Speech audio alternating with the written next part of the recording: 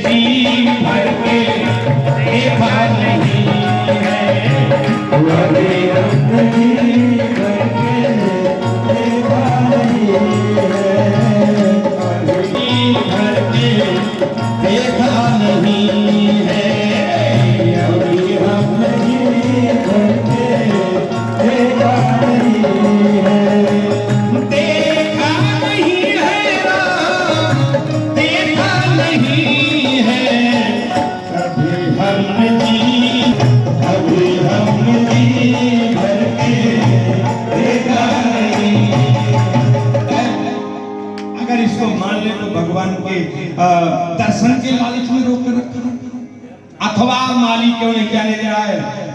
माली ने तर्क दिया, प्रभु ये फूल का बगीचा है, मैं इस बगीचे का माली हूँ, माली की जिम्मेदारी है बगीचे की हिफाजत करना। और वेदों ने कहा है, शास्त्रों ने कहा है कि आपका एक नेत्र सूर्य और दूसरा नेत्र चंद्रमा है। रोज ब्राह्मण लोग वेद मंत्रों में पढ़ते हैं, सुनाते हैं क्या? कहा चंद्रमा मनसो जात चक्षुः सूर्यो अजायत श्रोत्राद वायुश्च प्राणश्च मुखादग्निरजायत। तो सरकार आपका एक नेत्र सूर्य है और दूसरा नेत्र चंद्रमा है। मानो माली कहना चाहता हो कि सरकार बगीचे में एक साथ सूरज और चंद्रमा दोनों चले जाएंगे तो बगीचे का एक भी फूल सही सलामत बचने वाला। सूरज उतना ऊपर रहते हैं, खोपड़ी गर्म हो जाती है, और कहीं सूरज और चंद्रमा दोनों एक साथ बगीचे में चले गए तो बगीचे का एक फूल सही सलामत नहीं बचेगा। असल में माली सब बहाना बना रहा है। माली भगवान को मुस्कुराते हुए भगवान को देख रहा था तो उसे बड़ा आनंद आ रहा था। वो सोचने लगा कि जिसको देखने में इतना आनंद आ रहा, जरा उसको छू करके देखूं कैसा लगता। छूने का बहाना चाहिए, कैसे छुए? उसने कहा आपका एक नेत्र सूर्य है, एक चंद्रमा है, हम बगीचे में कैसे जाने दें?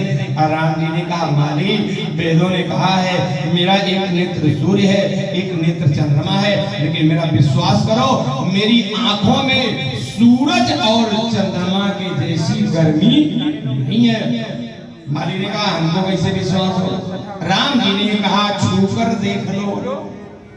जो परमिशन मिला तो माली ने छू करके राम जी के मुखमंडल को देखा। यही तो चाहता था, छू करके देखा। राम जी ने कहा कोई गर्मी लगी? माली ने कहा गर्मी तो नहीं है। राम जी ने कहा आप जाएं अंदर। माली ने कहा गर्मी नहीं है, लेकिन फिर भी आप अंदर नहीं जा सकते। लक्ष्मण जी ने कहा सरकार आप 2 मिनट साइड में चलिए, मैं इसकी पूरी गर्मी निकाल दूंगा। तुरंत परमिशन दे देगा। माली ने कहा सरकार आप अंदर नहीं जा सकते हो। क्यों नहीं जा सकते हैं? कहा एक खतरा और मुझे लग रहा है। कहा कौन सा खतरा लग रहा है? कहा महाराज खतरा ये लग रहा है कि हमने सुना है कि आपके चरणों में जो धूल है उस धूल में इतना जादू है कि उस धूल के जादू ने आते समय रास्ते में एक पत्थर की नारी को आसमान में सुंदरी नारी बनाकर उड़ा दिया। किसको? अहिल्या को सुंदरी नारी बनाकर उड़ा दिया चरणों के धूल के जादू ने। तो जिसके चरण के धूल में जादू होगा उसके हाथ में जादू नहीं है, इसकी क्या गारंटी है? कहीं चरण के छूने से पत्थर की नारी आसमान में उड़ गई और कहीं हाथ के छूने से हमारा पूरा बगीचे उड़ गया, तो हमारी नौकरी का क्या होगा? बोलिए शंकर भगवान की जय। राम जी ने कहा माली मेरे हाथों में कोई जादू नहीं है। उसने कहा मैं कैसे मानूं? और राम जी ने कहा छू करके देख लो। तो राम जी से हाथ मिलाया, हाथ मिलाना चाहता, हाथ मिलाया। राम जी ने कहा अब बोलो। उसने कहा कोई जादू नहीं है। राम जी ने कहा अब जाऊं अंदर। माली ने कहा हमारा जादू नहीं है। नहीं जा सकते। राम जी ने कहा तो माली इतनी जिद कर रहे हो कि मैं अंदर नहीं जा सकता, तो क्या गारंटी के साथ कह सकते हो कि पूरे बगीचे में कोई पुरुष नहीं है? माली ने कहा मैं गारंटी के साथ कह सकता हूँ पूरे बगीचे में कोई पुरुष नहीं है। और राम जी ने कहा अंदर नहीं जा सकता, लेकिन झांक के तो देख सकते हैं, झांक कर देखें बगीचे में। माली ने कहा झांक करके बगीचे में देख लीजिए। और जब राम जी बगीचे में झांक करके देखे तो बगीचे की हर डाली पर एक पुरुष बैठा हुआ दिखाई पड़ा। हर डाली पर, बगीचे की हर डाली पर एक पुरुष बैठा हुआ दिखाई पड़ा। वो कौन सा पुरुष राम जी को दिखाई पड़ गया? सावधानी से समझिएगा। राम जी ने जब बगीचे में झांक करके देखा तो बगीचे की हर डाली पर एक पुरुष बैठा हुआ दिखाई पड़ा। वो कौन है? अच्छा बोल भाई, आपके भारत देश में कितनी ऋतुएं होती हैं? उधर वाली माताएं बताएंगी भारत में कितनी ऋतु होती है? अच्छा आप लोग भारत में कितनी ऋतुएं हैं? बहुत 6 ऋतु होती है। 6 ऋतु होती है।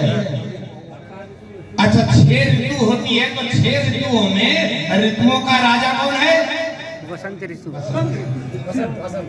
बसंत। थोड़ा थोड़ा आप लोग खिसक जाइए, मंचन बाकी यहाँ भी छुपाइए तब कैसे है? 2000 कपड़ा 70,000 भाई क्या है? माटी लगा। बोलिए शंकर भगवान की जय। खिसकाना हो तो इधर भी बिछवा दीजिए जल्दी से, फट से कोई छोटा सा प्रेम। नहीं वो नीचे नहीं आना, अपनी जगह आप बैठे रहिए। पीछे वाले थोड़ा खिसक जाएंगे तो 10-5 लोगों को, माताओं को बैठने की जगह मिल जाएगी। और अगर आगे खिसकाना है तो आगे ला करके जल्दी से बिछा दीजिए। तब तक 2 लाइन हम गा करके सुना दे रहे हैं। बोलिए शंकर भगवान की जय। बिछाने वाला है कि नहीं? आगे बिछाने वाला है? नहीं है। बोलिए शंकर भगवान की जय। जगह मिल जाएगी। मैं आपसे निवेदन करने जा रहा था, भगवान श्री राम जी ने जब झांक करके देखा तो बगीचे की हर डाली पर बसंत बैठा हुआ दिखाई पड़ा। कौन बैठा हुआ दिखाई पड़ा? बसंत। अब बसंत कौन है? बसंत ऋतुओं की रानी नहीं है, बसंत ऋतुओं का राजा है। अगर बसंत ऋतुओं का राजा है तो इसका मतलब बसंत पुरुष है। अगर वो स्त्री होता तो ऋतुओं की रानी होता। वो ऋतुओं का राजा है, इसका मतलब पुरुष है। राम जी ने कहा मैं देख रहा हूँ बगीचे की पर बसंत बैठा और बसंत पुरुष है, और तुम बोल रहे हो कि बगीचे में पुरुष का प्रवेश वर्जित है। क्या गजब का ग्रंथ गोस्वामी जी ने लिखा है। तुरंत माली ने कहा प्रभु आपने ये तो देख लिया कि बगीचे की हर डाली पर बसंत बैठा हुआ, लेकिन आपने ये नहीं देखा कि बसंत बैठा तो है लेकिन बसंत ने भी रूप चेंज कर लिया है। वो नर से नारी बन गया है। बसंत अपने असली रूप में नहीं बैठा है। गोस्वामी जी की चौपाई देखिएगा, गोस्वामी जी ने रामचरितमानस महाकाव्य लिखा। जब राम जी बगीचे में झांक कर देखे तो क्या दिखाई पड़ा? कहा भूप बाग भर, कहा भूप बाग भर आये खेऊ जाई, अजह बसंत रे तो रहे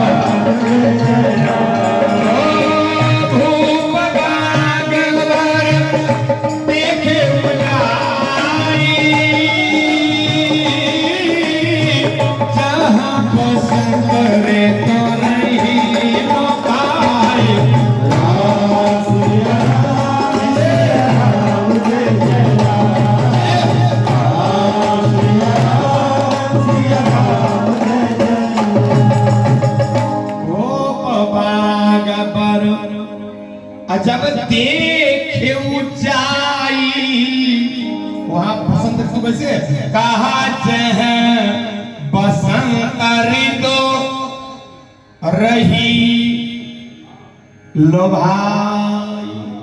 बोलो भाई, आप लोग पढ़े लिखे श्रोता हो, अगर बसंत पुरुष के रूप में रहता तो गोस्वामी जी लिखते रहा लोभाया। क्या लिखते? रहा लोभाया। लेकिन क्या लिख रहे हैं?